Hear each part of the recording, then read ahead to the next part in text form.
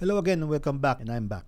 So today we're diving into one of the most critical moments in the sales process, closing the deal. But closing the deal is not just about sealing the agreement. It's about doing so in a way that leaves your customer feeling confident, understood, and excited about their decision. So in this lesson, I'll walk you through the art of closing, how to handle objections without losing momentum, and the key to negotiating with confidence and mutual respect. Closing is where your preparation, your listening skills, and your ability to guide the customer come together. It's not about applying pressure, it's about creating clarity. When done right, closing does not feel like an ending, it feels like a beginning. Let's talk about how to handle common objections with empathy and confidence, and principles for negotiating win-win outcomes. So let's dive in. Let's talk about the basics. What does it mean to close the deal? Closing is the moment where your customer moves from considering to committing. But here's the thing. Closing does not start at the end of your pitch. It starts at the very beginning of your relationship. So you have to build trust from start. Closing is easy when trust has been established. Trust comes from active listening, addressing their specific needs, and demonstrating that you have the best interests at heart.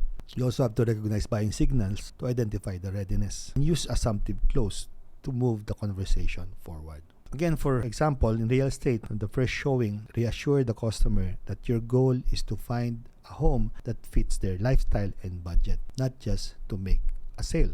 Another closing question for furniture sales is, say, let's confirm delivery for next week. Does that work? Not every customer will come out and say, I'm ready to buy. It's your job to recognize the signs. Are they asking detailed questions about features or costs? Are they comparing your solution to a competitor?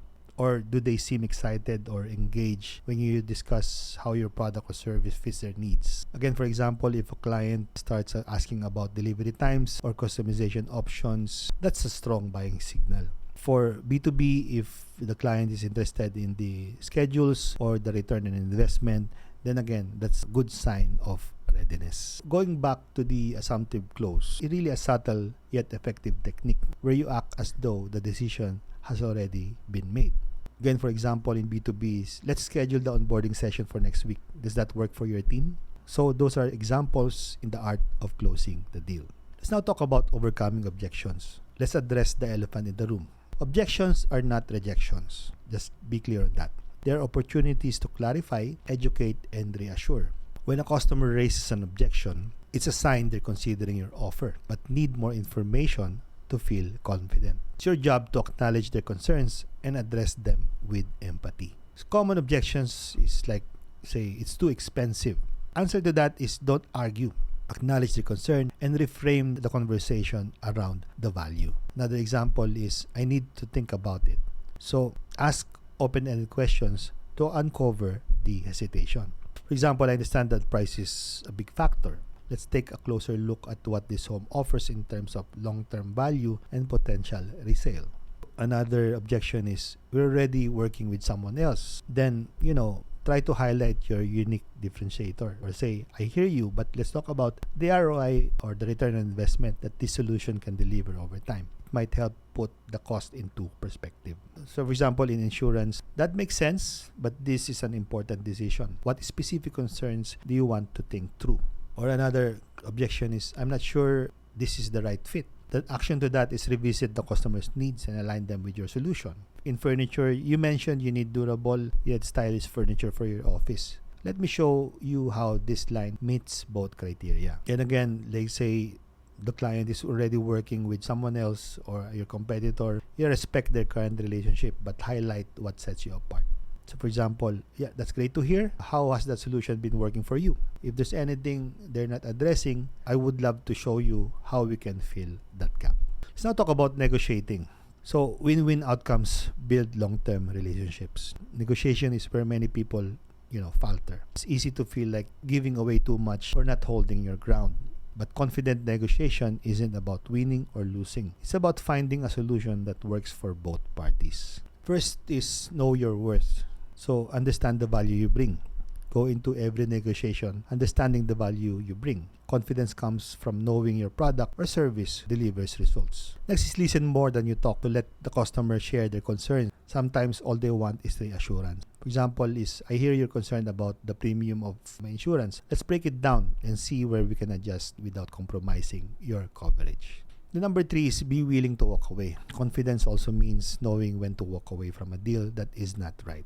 It's not right for you or the customer. Remember, it should be a win-win situation. Negotiation is about compromise, but every concession you make should be tied to a commitment from the customer. For example, is if we include free delivery, can we finalize the order today? We can adjust the implementation fee slightly, provided we move forward by the end of the month. It always comes with a return back. It's a give and take relationship. That's the key for a confident negotiation. Alright, so as you refine your closing techniques, we have to avoid these pitfalls. Number 1 is, again, pushing too hard. It creates resistance instead of trust. Closing isn't about applying pressure. It's about providing clarity. Second is ignoring objections. Unaddressed objections don't go away. They go into doubts. So leads to unaddressed doubts. And third is undervaluing your offer. Don't discount the value of your solution just to close a deal.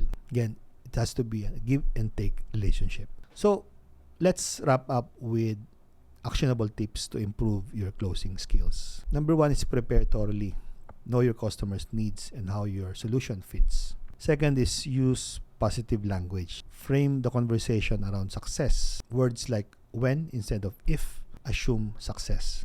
And third is follow up consistently. Many deals are won in the follow-up stage. You have to go back to our lesson about nurturing, and nurturing them, not necessarily just doing calls and ask for a follow-up, but providing consistent presence and value will give you a first call advantage once they are ready to buy your product, service, or your solution.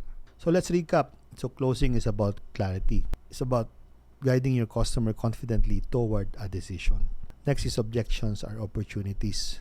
It's an opportunity to address them with empathy and provide reassurance. And then third is negotiate with confidence. Focus on mutual value. Listen actively and aim for win-win solutions. Closing is a skill that combines empathy, confidence, and preparation. When done right, it feels less like selling and more like guiding your customers toward a solution they are excited about. So to apply this for this week, review your approach to recognize the buying signal, practice handling common objections in your industry, prepare a negotiation strategy for your next sales conversation, and then follow up with at least 3 prospects this week who are hot leads and ready to close. So thank you for joining me in this lesson. In our next session, we'll wrap up and recap of everything we have learned in this module, how to apply it to your sales process. Until then, practice these techniques. And remember, every yes is built on trust. See you in the next lesson.